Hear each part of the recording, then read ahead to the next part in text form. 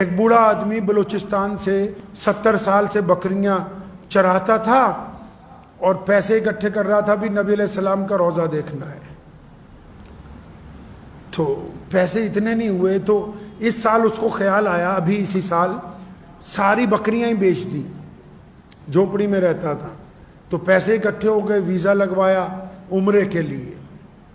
تو گاؤں کے سرپنچ نے کہا کہ واپس آ کے کیا کھانا پینا ہے, یہ تو سارا ہی مال مویشی بیچ دیے, سب کچھ بیچ دیا, اکیلا آدمی 80 سال کی عمر ہے, سب کچھ بیچ دیا. اب مکہ مکرمہ پہنچا, عمرہ کیا, تو جب پیارے نبی صلی اللہ علیہ وسلم کے روضہ مبارک پہ پہنچا تو آپ صلی اللہ علیہ وسلم کے حضور سلام پیش کیا. تو وہاں مدینہ منورہ میں کوئی عرب بیٹھا ہوا تھا. جب اس نے دیکھا تو 80 سال کا بندہ ہے, سر پر رومال ڈالا ہوا اور اپنے گاؤں کا روایتی لباس آبا پہنا ہوا ہے. یہ آپ کا قصہ سنا رہا ہوں آپ کو میں.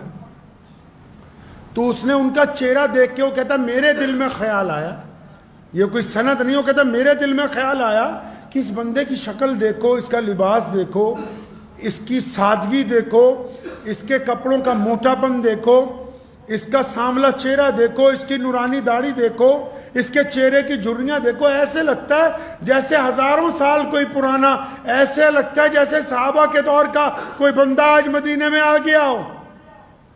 تو وہ یہ بول کے ویڈیو بنا رہا ہے, ایک بندہ ویسے ہی دور بیٹھا ہوا جس طرح آج کل عادت ہے لوگوں کی کہ مجھے لگا کہ یہ بندہ ایسا لگتا ہے دیکھنے میں. تو اتنی سی بات اس نے کہا کہ وہ ویڈیو پوسٹ کر دی. 24 گھنٹے میں 57 اسلامی ملکوں میں اس ویڈیو نے اتنا ٹرینڈ کیا, مطلب اتنی زیادہ چلی کہ وہاں کی حکومت کو, وہاں کے گورنر کو, اس بوڑھے آدمی کو ڈھونڈنے جانا پڑا کہ یہ تو رسول اللہ کا مہمان ہے, کہاں ٹھہرا ہوا ہے. وہ تو غریب آدمی تھوڑے سے پیسے ساری بکریاں بیچ کے عمرے کے لیے آیا. دیکھو آج بھی اگر کوئی سیدنا ابو بکر صدیق رضی اللہ تعالیٰ عنہ کی سنت ادا کرتا تو پھر اللہ کیسے دیتے. گاؤں والے پوچھتے تھے واپس آ کے کیا کرے گا. اب وہاں مدینے میں میلہ لگ گیا ہے, لوگ بوڑھے کو ڈھونڈتے پھرتے ہیں. چھوٹے سے کمرے کے چھوٹے سے ہوٹل سے اٹھا کے 7 سٹار میں منتقل ہو گیا ہے. شہزادے آ رہے ہیں ملنے کے لیے, زندگی کا خرچ بھی ہو گیا. جب چلا گھر کو واپس تو اپنے گاؤں کے ایئرپورٹ پہ بھی ہزاروں لوگ کھڑے کہ وہ آ رہا ہے جس کو رسول اللہ صلی اللہ علیہ وسلم نے اپنی نسبت سے عزت دی ہے.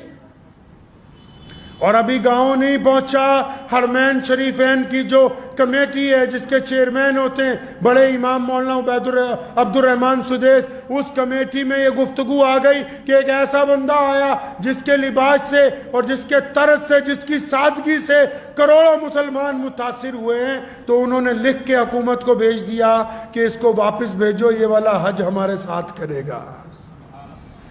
آج بھی اگر